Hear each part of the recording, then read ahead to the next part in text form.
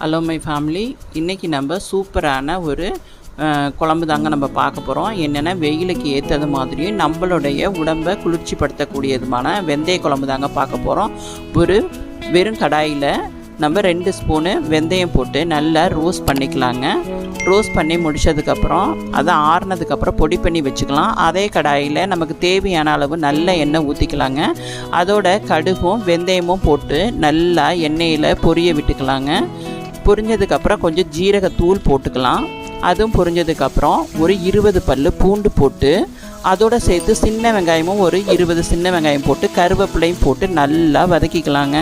சூப்பரான முறையில் நல்லா ரோஸ்ட் ஆகிற மாதிரி நல்லா வதக்கிக்கலாங்க அந்த எண்ணெயிலேயே. அதோட மீடியம் சைஸில் ஒரு 4 தக்காளி போட்டு அதோடு சேர்த்து கொஞ்சம் உப்பும் போட்டு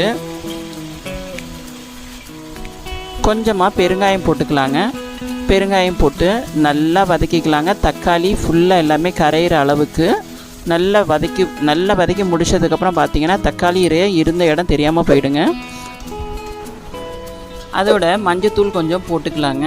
கொஞ்சம் மிளகு தூளும் கொஞ்சம் போட்டுக்கலாங்க. போட்டுக்கிட்டு அதோடு சேர்த்து நல்லாவே இங்கேருந்து வதக்கிக்கலாங்க. நல்லா வதக்கி முடித்ததுக்கப்புறம் நம்ம சாம்பார் தூள் இருக்குது பாருங்கள், அது ஒரு 2 ஸ்பூன் போட்டுக்கலாங்க. சாம்பார் தூள்லே எல்லா செலவுமே நம்ம சேர்த்து வச்சுருக்கிறதுனால சாம்பார் தூள் போட்டுக்கலாங்க. சூப்பராக இருக்கும். நல்லா வதக்கி முடித்ததுக்கப்புறம் நம்ம கரைச்சி வச்சுருக்கிற புளி இருக்குது பாருங்கள், புளி தண்ணியை நம்ம ஊற்றிக்கலாம். ஊற்றிட்டு அதையும் நல்லா இங்கேருந்து கலந்து வச்சுக்கலாங்க. கலந்து விட்டுட்டு நமக்கு தேவையான அளவு நம்ம தண்ணி ஊற்றிக்கலாங்க.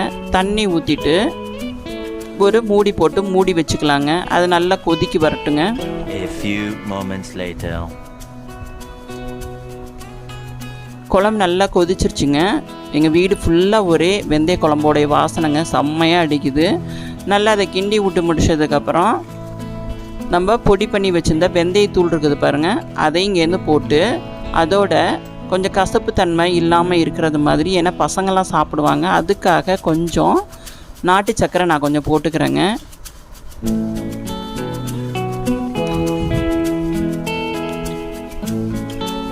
ஒரு துண்டு போட்டுக்கலாங்க, இன்னும் சுவை கொஞ்சம் அதிகமாக இருக்கும். நாட்டு சக்கரை போட்டு அதையும் நல்லா கலந்து முடிச்சிடலாங்க. கலந்து விட்டுட்டு ஒரு மூடியை போட்டு மூடி விட்டுடலாங்க. இன்னும் நல்லா கொதி வரட்டும். கொதி வந்துச்சு அப்படின்னாக்க எண்ணெயெல்லாம் கொஞ்சம் லீக்கேஜ் ஆகுங்க. அந்த பாருங்கள், எண்ணெயெல்லாம் லீக்கேஜ் ஆகிறது தெரியுது. அதோடு சேர்த்து நல்லா கொஞ்சம் கலந்து விட்டு முடிச்சதுக்கப்புறம் பார்த்திங்கன்னா மேலே வந்துட்டு நம்ம கருவேப்பிலை தூவி இறக்கிட்டோம் அப்படின்னா வெந்தய குழம்பு சூப்பரான முறையில் தயாராகிடுங்க. நம்மளுடைய உடம்புக்கு குளிர்ச்சி தரக்கூடிய வெந்தய குழம்பு ரெடிங்க. ட்ரை பண்ணி பாருங்கள்.